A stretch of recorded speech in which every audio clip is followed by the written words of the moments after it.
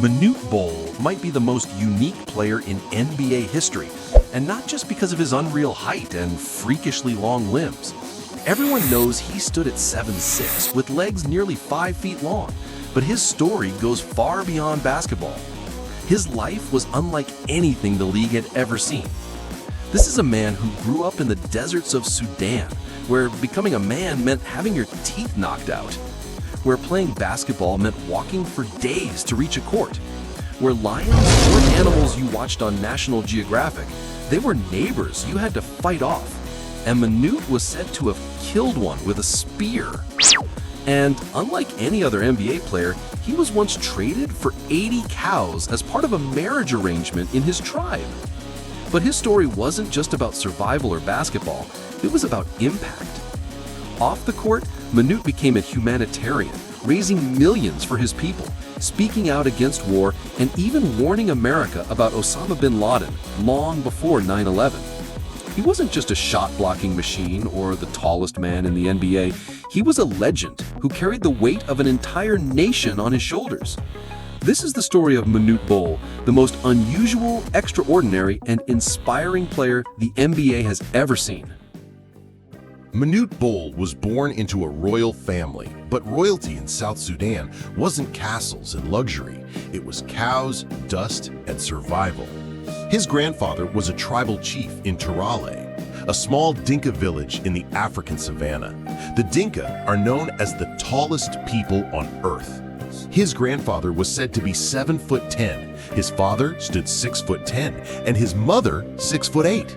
Yet despite their size, the family lived in sheds swarming with cockroaches, where wealth wasn't measured in money, but in cattle. Cows were currency. Cows were worshipped. But young Manute wanted more than a life of herding. When his father asked him to take part in the brutal manhood ritual of their tribe, where boys had their lower teeth knocked out and their heads scarred, Manute refused. He loved his teeth. He thought the tradition was pointless, and he dreamed only of going to school. Twice he ran away from home, walking for days just to reach a town with a school. Then tragedy hit. At just 14, he learned his mother had died. Overcome with guilt, he returned home and agreed to the ritual, knowing without it, he'd never be accepted in his tribe or even considered marriage material. But the test was brutal. If he cried or flinched while his teeth were ripped out or his head was cut, he'd be seen as a disgrace forever. Somehow, he endured it. Still, his life seemed destined for cattle farming until fate intervened. In 1978, a local politician visited his village. Stunned by Manute's height, he insisted on taking a photo with him. That single image ended up in the newspapers, and it changed everything. Imagine being so tall that people think you're not even real, yet so raw at basketball that you couldn't dribble, couldn't shoot, couldn't even walk on the court without tripping over your own feet. That was Manute Bol. In the very beginning, his first cousin, who played basketball himself, took one look at Manute's 7'6" frame and immediately knew this kid had to try basketball. The problem? The nearest court was 50 miles away, and Manute hated the game. After the grueling walk, after getting pushed around by players half his size, after realizing he had no coordination at all, he quit and went back to his tiny village. He didn't see himself as a player. He saw himself as just another tall kid living among cows and sand. But fate wasn't done with him. Another relative, Joseph Victor Bua, a Sudan Airways pilot, tracked him down with a wild idea. He told Manute about the NBA, this magical league in America where men became rich and famous just by playing basketball. For a boy who grew up in a mud hut, who measured wealth in cows, that was enough. He didn't care that his father disapproved. He wanted something bigger. So, in 1979, he picked up the ball again. But he was awful. Coaches said it was like watching a giraffe try to play soccer. He couldn't handle the ball, couldn't shoot, even walking looked awkward. And to make things worse, a birth defect left 3 fingers on his right hand clawed, making it nearly impossible to catch a pass. Still, Manute had one thing no one else had: desperation. He wasn't just playing basketball, he was playing for an escape. He wanted America. He wanted freedom. And with that hunger, he worked. He learned how to use his left hand to block shots because his right couldn't handle the ball. He studied timing. He studied footwork. He learned angles. Slowly, painfully, he transformed from a clumsy giant into the most terrifying shot blocker anyone had ever seen. By the early 80s, his team was suddenly the best in the country, carried by a man who once couldn't dribble in a straight line. But then came heartbreak. In 1982, Manute fell in love with a girl from the Dinka tribe. Her father wanted 50 cows for her hand in marriage. Manute's father refused, saying that price was a scam. He offered 35, no more. The deal collapsed. The girl was gone, and Manute was crushed.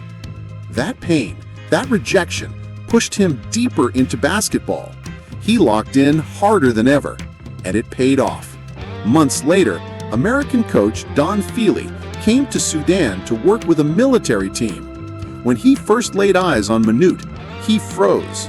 A man 7'6" with an 8'6" wingspan, touching both sides of the backboard without even jumping, dunking flat-footed.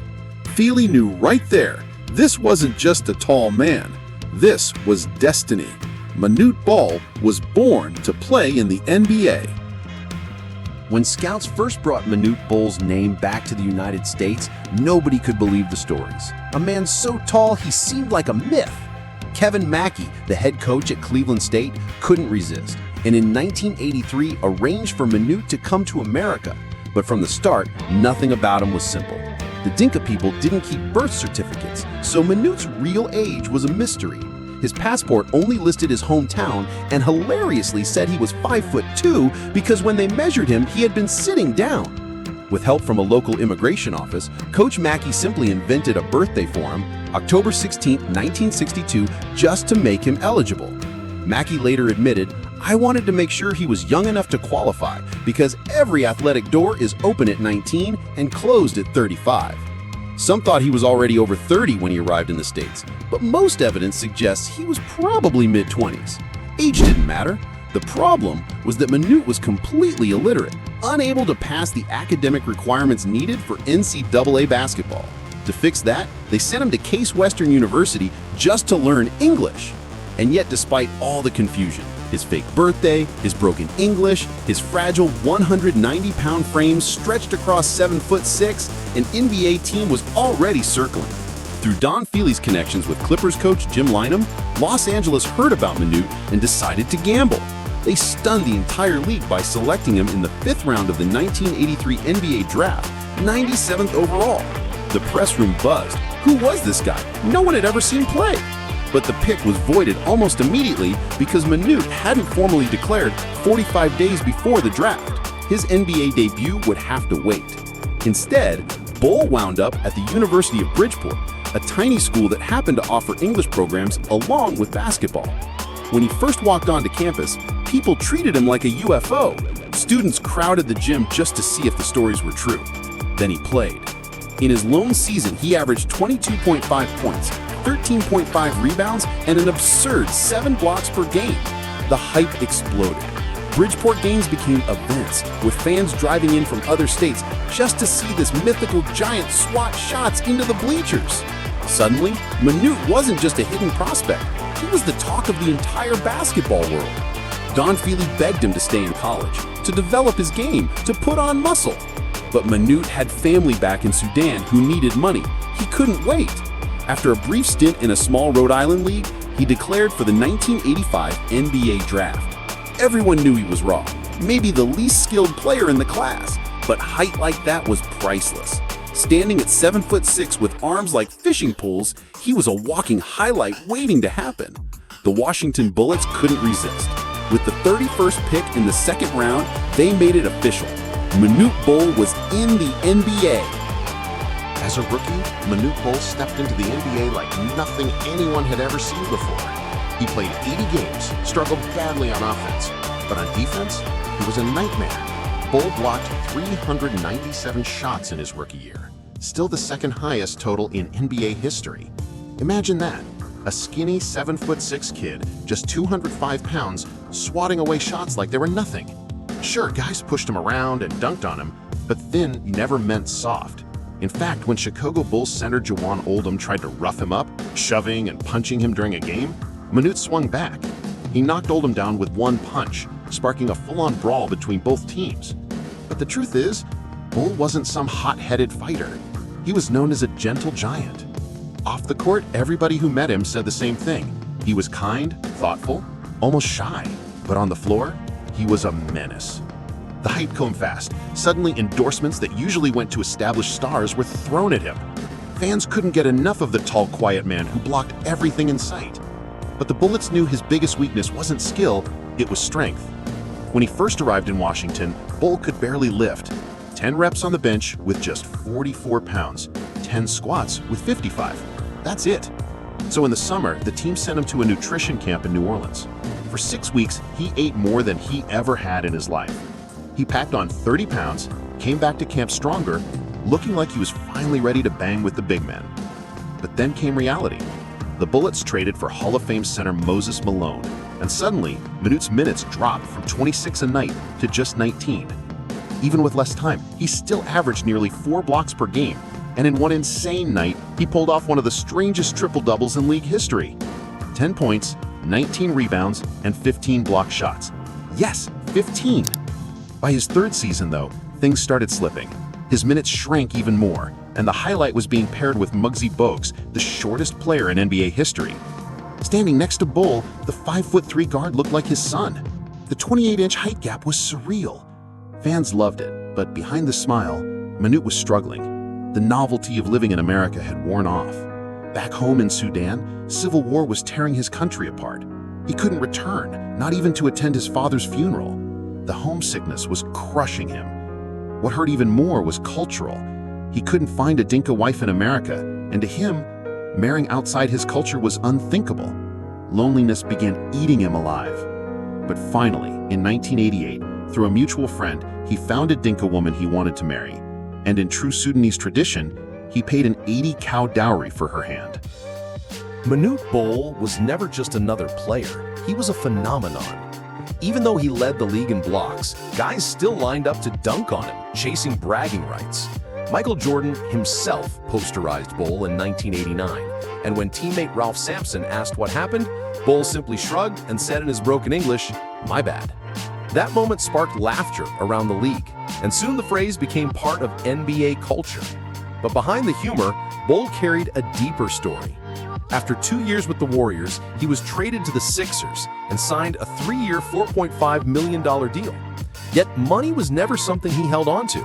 In his Dinka culture, family meant everyone, so he gave freely to any relative who asked, and beyond that, he donated over $3 million to help his fellow Sudanese during the War for Independence. He set up charities, spoke before Congress, and even risked his life traveling back to Sudan to visit war zones, all while still an active NBA player. Remarkably, he was one of the first people to warn Congress about Osama bin Laden's dangerous plans nearly a decade before 9/11, a chilling sign of how far his awareness reached. But as his activism grew, his basketball career began to fade. In 1993, during his last season in Philly, Bol had one more legendary moment against Charles Barkley's Suns, when he drained 6 three-pointers in a single half with his awkward slingshot form, setting a Sixers record that still stands. That wild shooting spree became one of the last highlights of his career. After missing only 54 games in his first 8 seasons, Bol's body finally broke down, and by 1994 and 1995, injuries limited him to just 19 appearances. Soon after, the man who once seemed indestructible retired from the NBA. His career may have ended quietly, but his impact stretched far beyond the hardwood, leaving a legacy that was as unique as his 7'6" frame. Manute Bol's life took a wild turn after basketball. Known for his generosity, his love of parties, and his gambling habits, he quickly burned through the millions he made in the NBA. At one point, his wife even won $500,000 in Atlantic City, but just as fast, it was gone. By 1998, when he returned to Sudan, Manute had less than $100,000 left. The Sudanese government offered him a position as Minister of Sport, but when he refused to convert to Islam, they branded him an American spy after US bombs hit Sudan. Once treated like royalty, Bol suddenly had to live like an outlaw.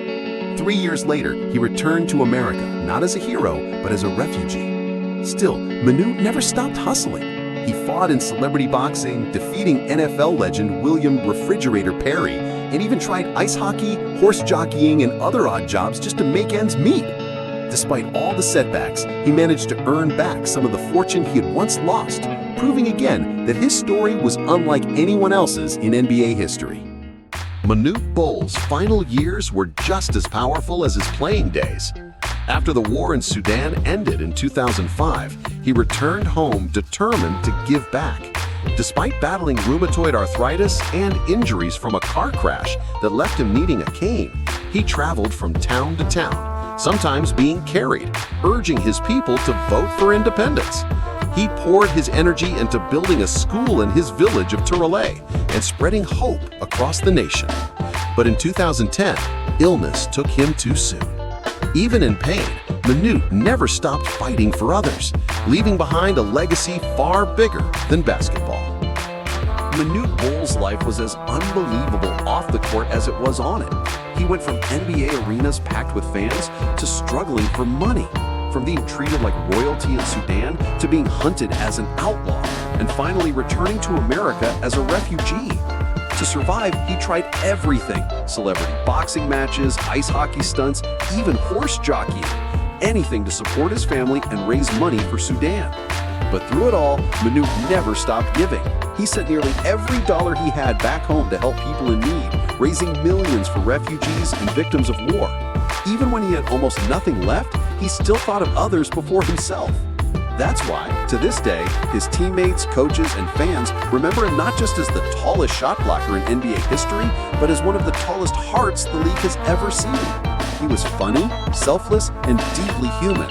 And while injuries, money troubles, and politics tried to break him, his legacy is bigger than basketball. Manute Bol showed the world that greatness isn't just about points or championships. It's about how you use what you have to lift others. His life reminds us that legends come in many forms, and some of them are larger than life in ways no stat sheet can measure. So, what do you think?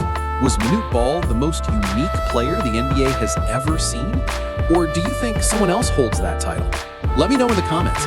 And if you enjoyed this story, make sure to hit that like button, subscribe for more, and check out the next video on the channel. We've got plenty more unbelievable NBA stories coming your way.